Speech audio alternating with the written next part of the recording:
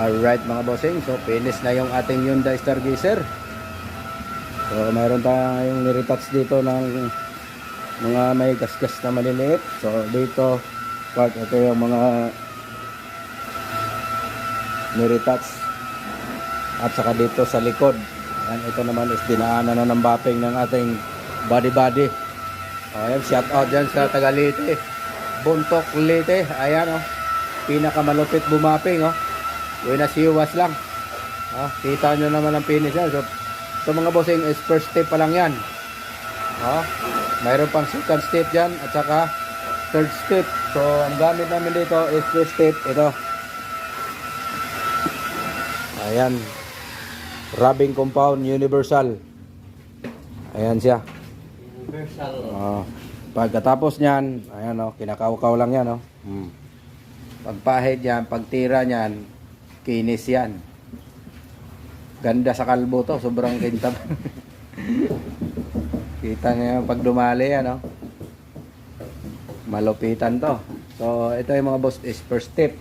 Ang second step namin dito is ito, heavy cut compound.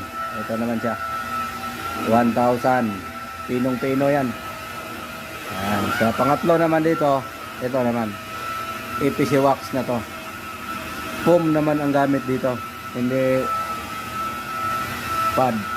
So ayan, kita nyo kanina malabo kasi niliha yon, pero pag dinaanan na siya ng bapping, ako po inay, sobrang kintab. Ganda lalaki pa yung nagbapping.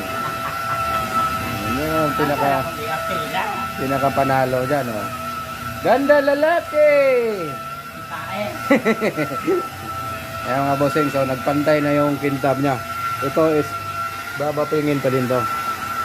Ayan parts yan, lato buo bapping. So unit natin is Hyundai Stargazer to mga bossing, 2024 model. Ayan, na post start to. Pwede mo siyang i-start sa susi lang kahit nasa labas ka. Ayan, ito yung top of the line, automatic transmission na 1.5 gasoline engine. So ito yung panapat ng Nissan Livina at expander.